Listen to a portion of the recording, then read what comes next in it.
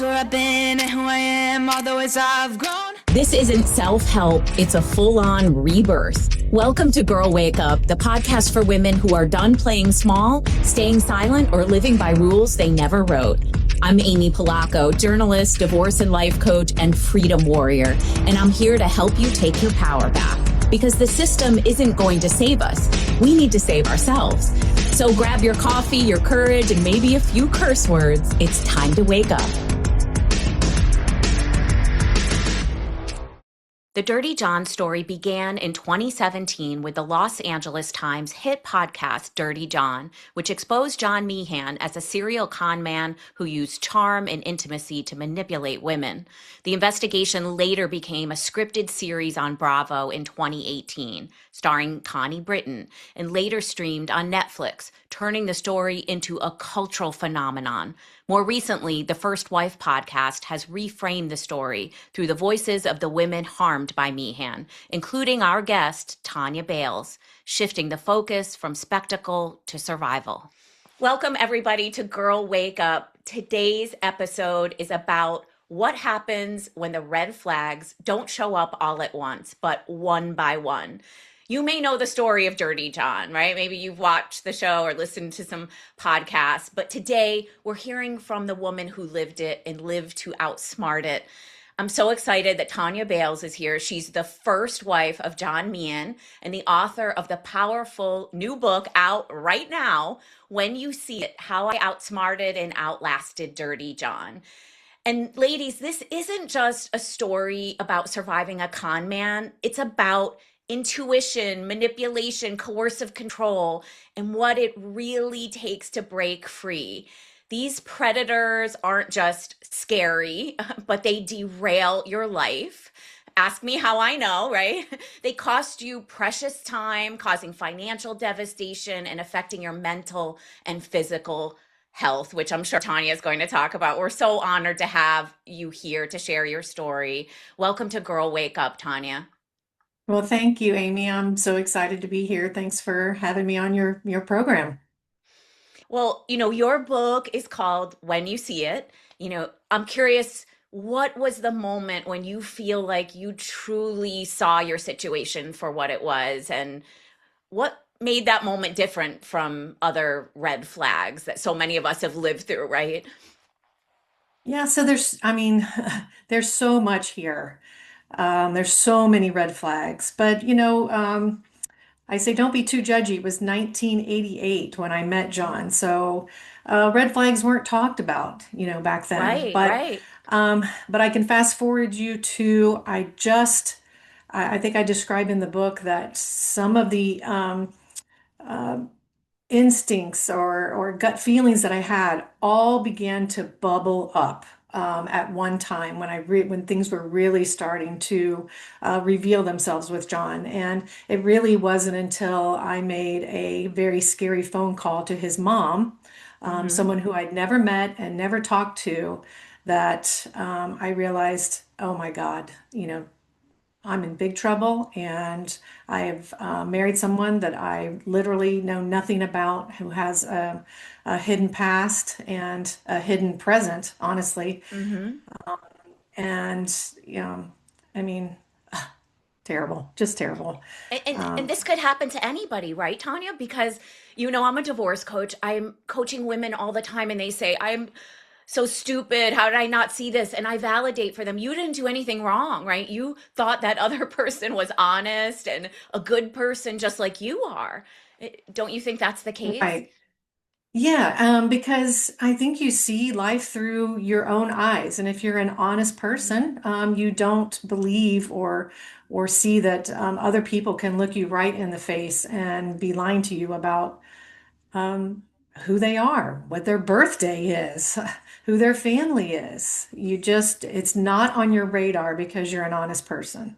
So it can happen to anybody. Love is blind. I mean, once those hormones start flowing, you really honestly can't see straight.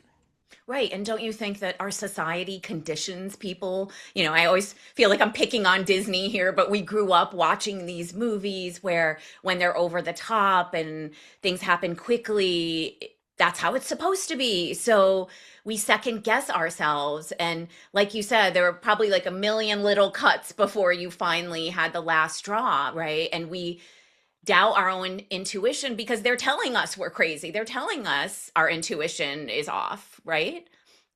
Yes. And as something you just mentioned, I specifically remember being a young woman in my 20s thinking, and I didn't have a lot of confidence as a young woman. I didn't think I was Mhm. pretty. I actually had a nose job because I felt unattractive. And really, I met John soon after that. But I Mhm. remember thinking, how exciting. A man is going to notice me. Mhm. And this will turn into, a lasting relationship. Marriage was very important to me because I grew up Catholic. It's a sacrament. I took it very seriously and I was looking forward to that. I wasn't desperate. I knew that it would happen, on its time. Mhm. And unfortunately, I think John targeted me as someone with a personality that he could, manipulate very easily. I was a nurse. Mhm. We You tend to cared be about other very, people. that's right. We're very giving. We're very empathic. We're very all the things that nurses are. And so I was a perfect target for John. Right. And I think in those first dates, they're amassing information, right? I look back, right? In my situations, I wanted a Norman Rockwell family, always the same thing. They go after people who really value marriage and are going Mhm. to stick in it even when things happen. We don't throw in the towel easily, right? We're going to work on it. We're committed to those vows. And they actually exploit that. Yes, yeah, you said you hit it right on the head. That's exactly what happened. Um, okay, I lost my train of thought. Sorry. No, that's okay. I forgot to mention earlier that you did this amazing podcast called The First Wife with a good friend of mine, Eliza Rosen. So it's such a small world. She's one of my dearest, oldest friends. And, many people may have seen the original, Dirty John docu-series, right? But they didn't know your story. And so there's so much there. And I encourage everybody to read this book because you can learn so much. And also, these predators have different lives, different places. They want to keep all their victims from talking to each other, right? But once you start talking, you start fitting the pieces of the puzzle together, right? Yes, yeah. So in that podcast with Eliza, I mean, it is really kind of like a reinvestigation. And we reached out to multiple people that had not been talked to by me or the the original Dirty John podcast. And it was so revealing. I learned so much. It was so hard learning a lot of the things. I had to, relive times in my life that were quite Hmm. honestly devastating, but it also leads to healing. Yes. Knowledge is power, and it helped explain and validate what I'd gone through. And you are paying it forward. I mean, reaching back and helping so many women who hear your story and are in these confusing relationships. And we'll never know how many people you're saving, Tonia, with everything you're doing, and Laura Richards, of course, the well-known criminologist, weighed in on that one. You know, I think that some people think, oh, I would never fall for someone like Dirty John. What do they misunderstand about how manipulation actually works? Well, I think people can be judgy, and I think they have a vantage point that the person in the situation doesn't have. Um, the behavior of this type of person is very nuanced, it's very slow, it's very calculated. It's not all this, you know, red flags, being waved at you, all at one time. They know what they're doing. They're spending all day thinking about how to manipulate you, how to control you, how to get over on you, and you're just being a normal person, just living your normal life. And so they have all of the advantage points and all of the power in that situation and relationship. I hear so often from coaching clients, Tanya, and I remember thinking the same thing myself. that I just couldn't wrap my head around the fact that another human being could be so devious, right? So Hmm. evil, perhaps. And I imagine that played a role in your situation, right? Like there's that cognitive dissonance. Like, no, he couldn't possibly do that. But it just kept escalating and escalating, especially with his drug use as well, right?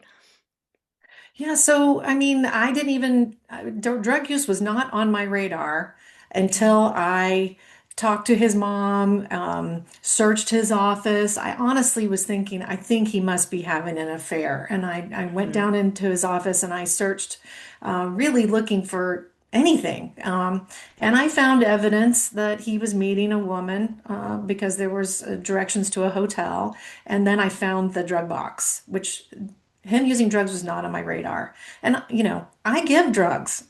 I'm a nurse anesthetist. Right, I right. administer drugs all the time. And he was stealing the drugs that I used every day as part of my practice. But I, I mean, that's part of the problem is recognizing the behaviors of a drug addict. But I really wasn't educated on that from a personal standpoint.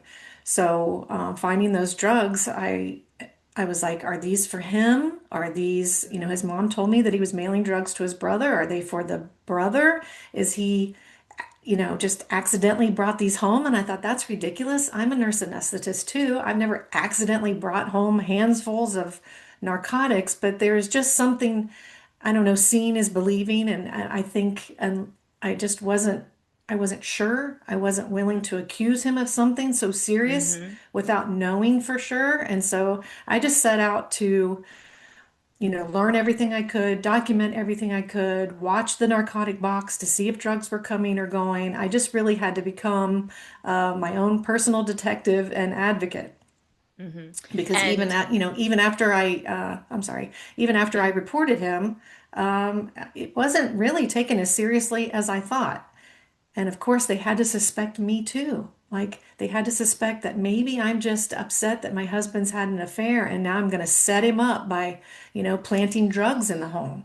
So my profession was at risk. And of course, John said the drugs were mine. So it was a mess, I want to absolute talk mess. about that, Tanya, because one of the most poignant things in your book is how you went to several authorities for help and they didn't believe you. Can you talk about that a little bit? You kept saying there was something off. Yeah. So I don't want to say that they didn't believe me. I think they were just also trying. I lived in a very upscale neighborhood. I Right. think it just didn't match for them.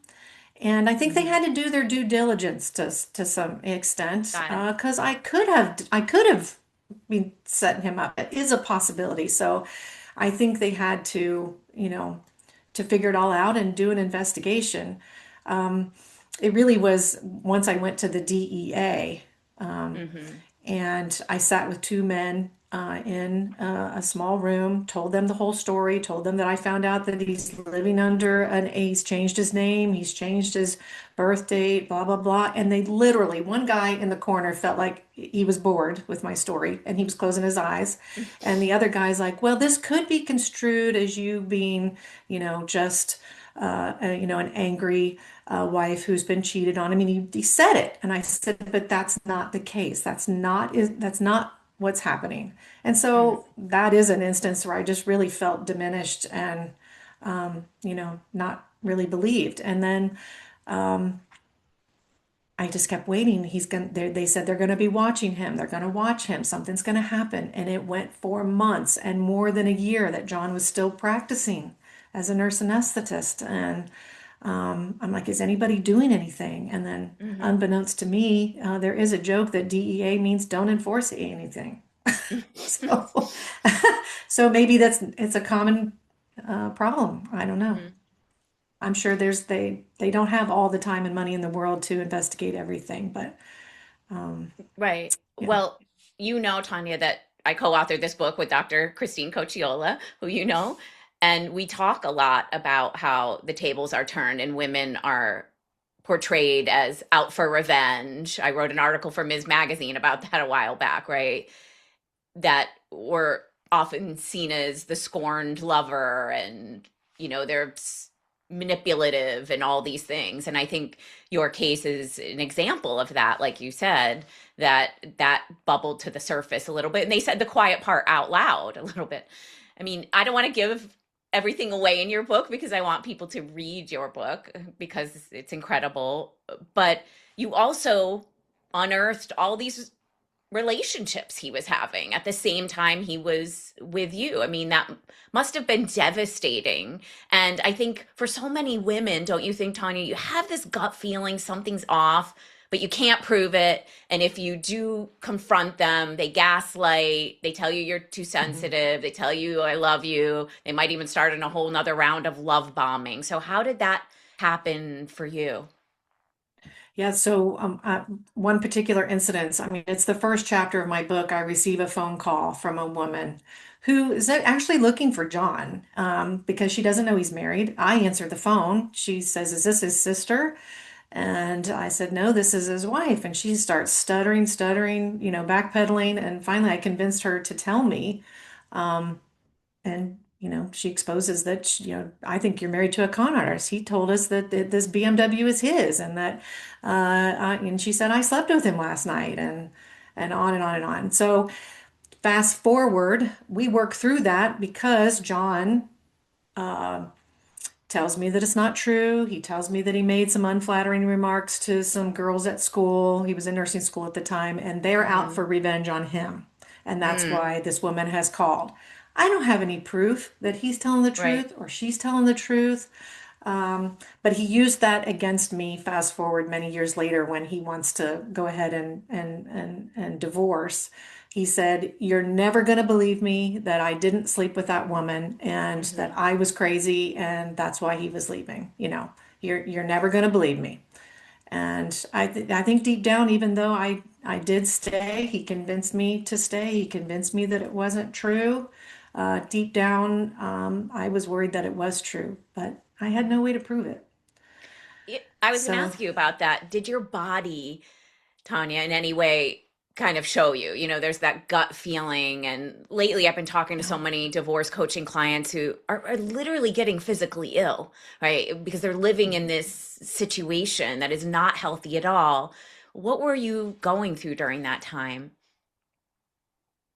During the time of the phone call or during the time of the divorce, because those are years apart. I mean, No, the phone call and okay. leading up to it, where you felt something was off, and Yeah. So with that phone call, I think initially I knew it was right. I knew she was telling me the hmm truth. This woman even gave me her phone number and I wrote it down on a little piece of paper and hid it in one of my anesthesia books. Um, and I immediately, this is 1993, we had phone books. I opened the phone book to divorce attorneys. I mean, my initial hmm reaction was, this is true and I've got to get out of this. But when I confronted John about it, he left the house for a little while. I think that gave him time to come up with something, honestly. And he came back and then he started a pity party about that he needed to tell me some things. He wanted me to sit down. He told me that he was sexually abused by his brother and his brother's friend when he was hmm young. And he turned the whole thing around to now I'm not even thinking about this woman. I'm thinking about my poor husband who's revealing this horrific thing that's happened to him. And that was a hmm tactic of his. And yeah. maybe some of that is true. Maybe it's totally made up. I don't know. But then I'm feeling sorry for him, you Right, know? because we're empaths, Um, and they're that's right. adept at doing this, right? That's When right. you look back, Tanya, for so many of us, right? Hindsight's 2020. We can see the red flags now. That's When you right. look back to the courtship and when you met him, because I really want to educate women so that any of Hmm. you out there dating, any of you in marriages, any of you post-divorce out there meeting people, what do you see now in that courtship? Take us through it a little bit. So the night I met him, I was just out with friends after work. I wasn't Mm-hmm. looking, I've never been picked up before. I wasn't looking to be picked up. I was just having fun with friends, and there was male and female friends. And I went to the restroom, and John and his friend were standing there. And now I know they were stopping women and saying, "Hey, where do you work or what do you do for a living?" As a way to, as a pickup line, I guess. Hmm. Maybe they were looking for nurses. Maybe they were looking for, girls they could get over on. I think they were. And I stopped and I was a very polite girl. I wasn't like, I'm going to the Right. bathroom. I Right. stopped and I talked to him. And then I went to the bathroom. When I came back, he stopped me again. And then, we had some things in common. He was working in a cath lab, and he wanted to get me a drink, which they were free. That wasn't too hard. But he pulled out his driver's license and I snatched it for some reason. I'd never done that before in my life. Maybe I was already having feelings. I don't know. But I'm like, oh, I thought you said you were whatever age we were at the time, 24. And the age on his driver's license said he was like 5 years older than that. And he said, "Oh, Tanya," he said, I changed my license years ago so I could get, alcohol in college. And back in those days, the driver's license were laminated, so you could change your Yeah, I age on your driver's remember. license. So I totally, um, blew that off as a plausible explanation. Hmm. So I think I lost track of what your question was.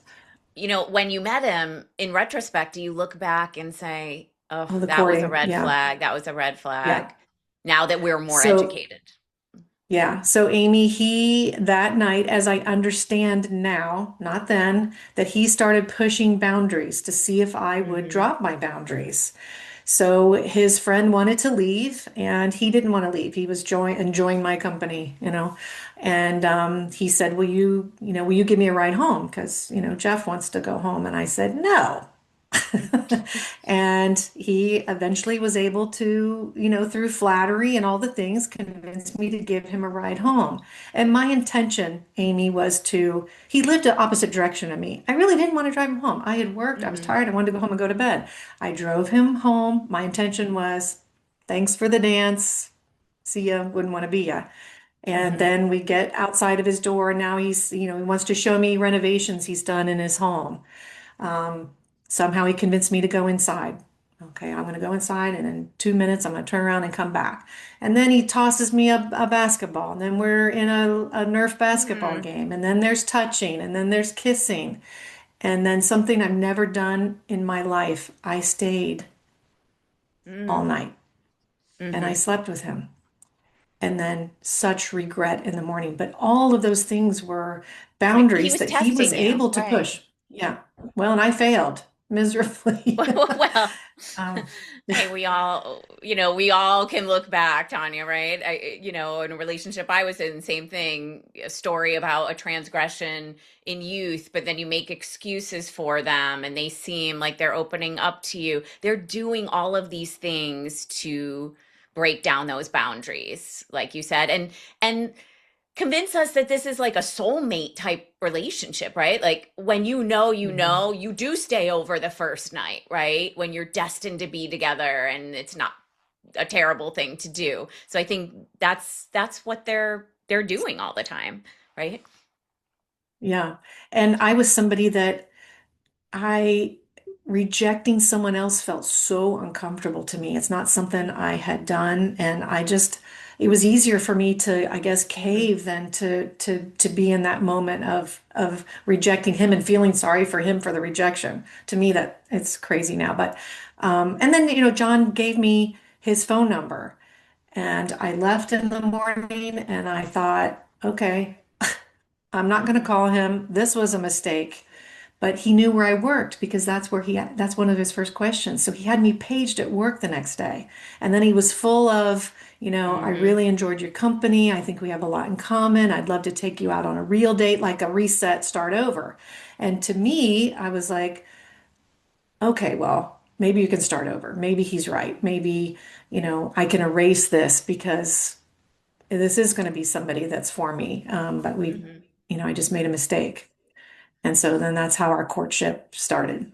Right. To fast forward, Tanya, you ultimately do escape from him, and it's a story of triumph ultimately. How do you feel like you did that, and what lessons would you impart to other women stuck in these relationships? So a lot of people, don't realize is that John decided to leave me. Hmm. And therefore I got the strength and the courage to look into all these things that I said in the beginning were bubbling up in me. Like something's Hmm. not right. We just had a baby. This is a planned baby. Why is my husband now suddenly saying he's not happy? Um, and so the courage came with everything I learned about John. The more I learned about him, the more I healed. And like, this was not a marriage that was meant to be. I didn't lose anything because I never had it in the Hmm. first place. And, the protection of my children gave me the courage to do anything I needed to do. I would have, Hmm. stood in front of a bullet for my children. I think we all understand that as mothers. Yeah. I really was in for the fight of my life because even though John wanted to leave me, he still wanted to control me after he left me. And he Yes. wanted everything to be his idea. He wanted to bankrupt me. He wanted to ruin my reputation. He wanted to ruin my career, willing to, like I said, he said the drugs were mine. And I was like, oh my God, you a-hole. I put you through anesthesia school so that you could Right. have a wonderful career like me that you said you wanted to have. And now you're going to take my career away. Oh, I was hot. And so I just, even though I was in a lot of danger, I took precautions. And one of those is I was ashamed to some degree to tell people that I was in this mess. Right. Everybody thought Right. I had a perfect life for a long time. And to admit that I am in trouble and I'm in this mess, but really, I was welcomed with open arms. People told me their stories that they were ashamed to Right. tell, and now they're sharing with me. And so I built a fortress around me of my family, my coworkers, and a good attorney, all the things that Hmm. I felt protected by then by being brave enough to tell people the mess I was in. That's wonderful. And that is an important lesson for all the women listening, right? Is you need a team. You need Mhm. people behind you who understand it and who get it and are not judging you.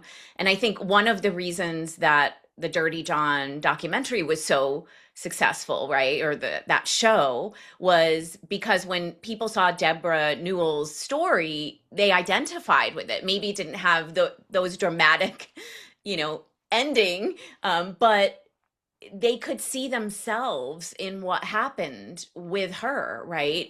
She was Mhm.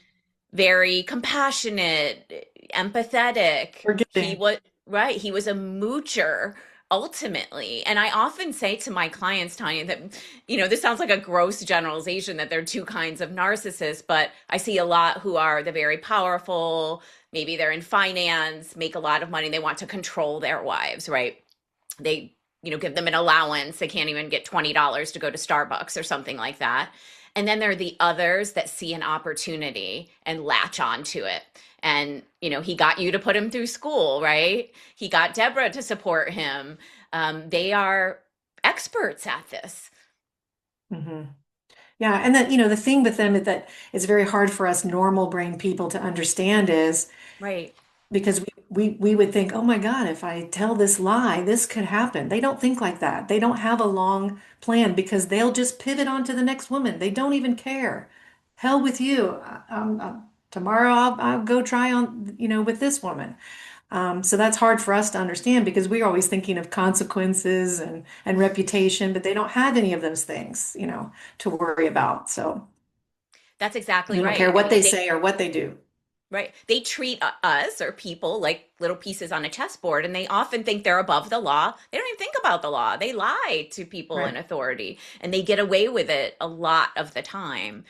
I mean, it caught up with him, thankfully, ultimately, but I think it's a cautionary tale for so many, right, Tanya?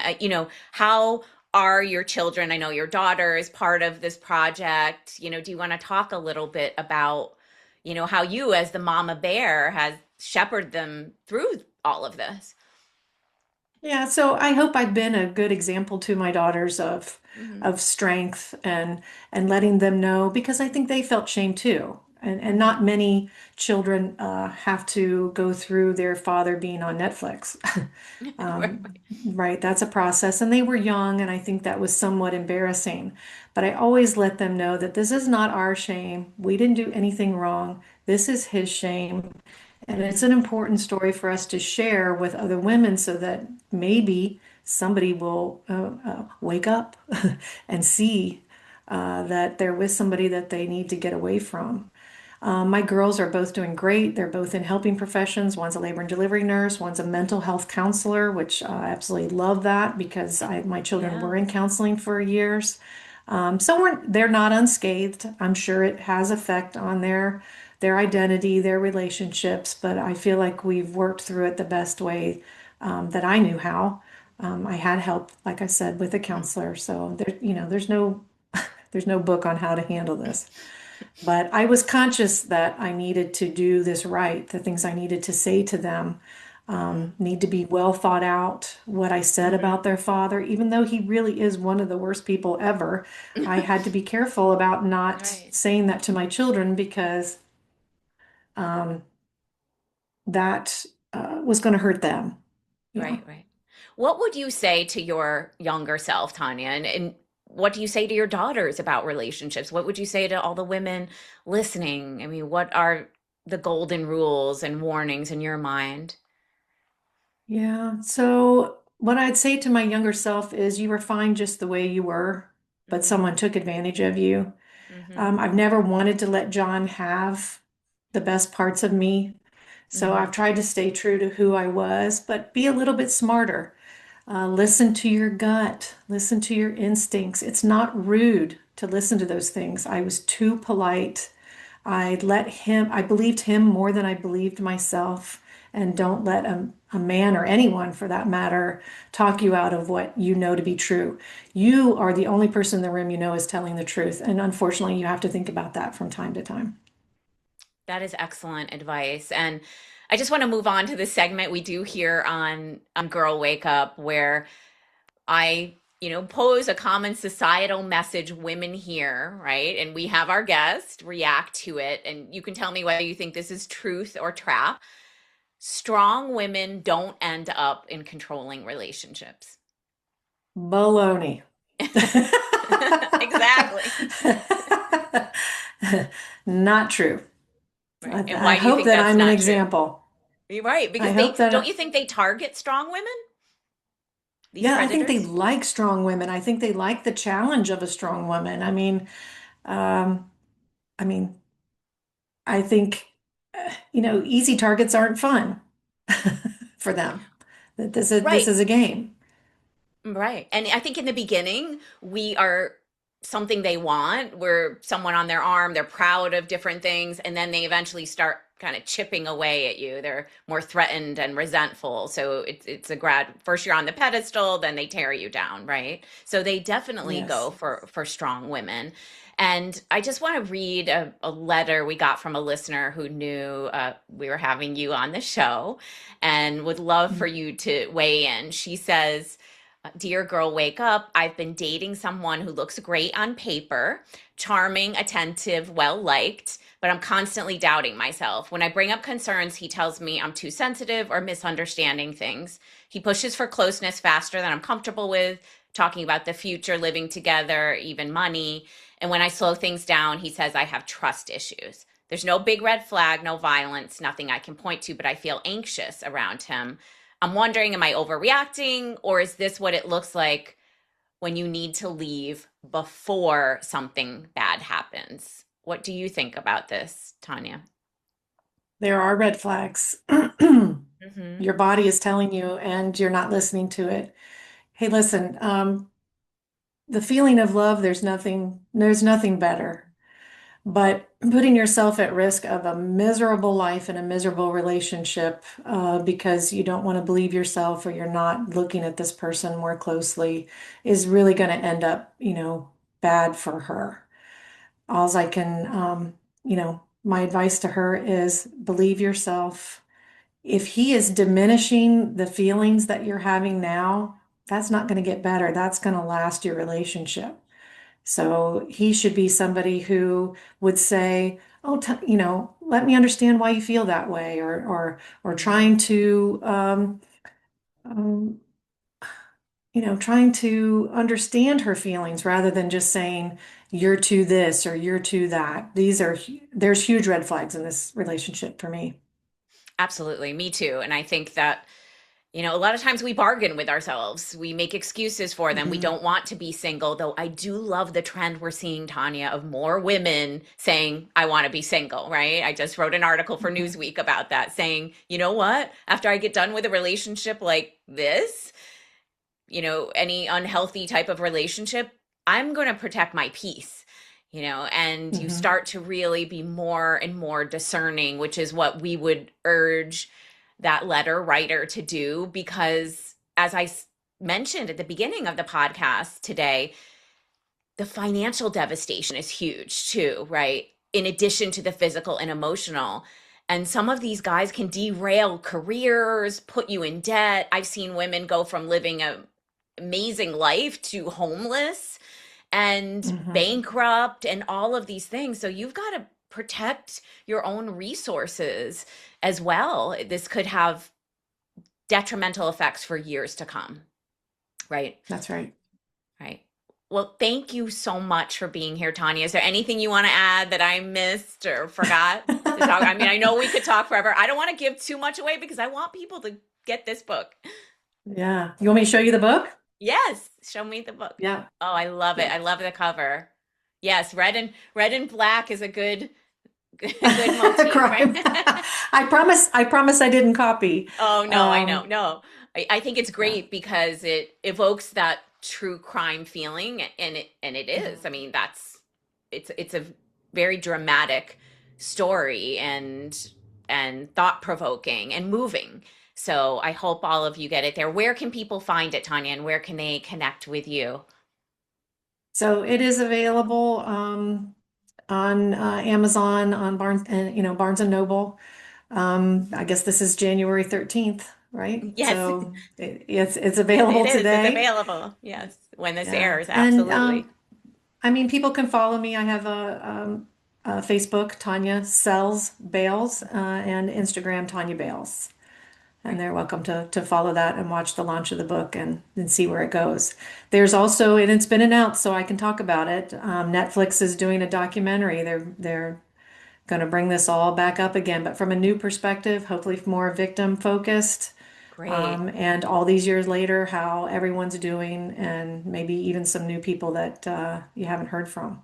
I think that's absolutely wonderful. And thank you for all you do, because you're touching so many people's lives. I mean, you could have just faded into the background, and you chose to step forward and bring this light and love for other people to the world. So I think I always tell clients who've been through these relationships, may not be Dirty John, but similar, that I don't want you to change who you are. We just have to make you better at spotting them, right? So you're such a beautiful person inside and out, Tonia. Thank you so much. Thank you, Amy. I'm so glad to have been here, and I'm helping others, but in the process, it helps me too. So wonderful. All right. Bye, everybody. Thanks for listening to Girl Wake Up. I'm your host, Amy Polacco. If this episode woke something up in you, don't let it fade. Share it with a friend who needs to hear it, leave a review, and keep this conversation going. Remember, no one's coming to save you, so she did.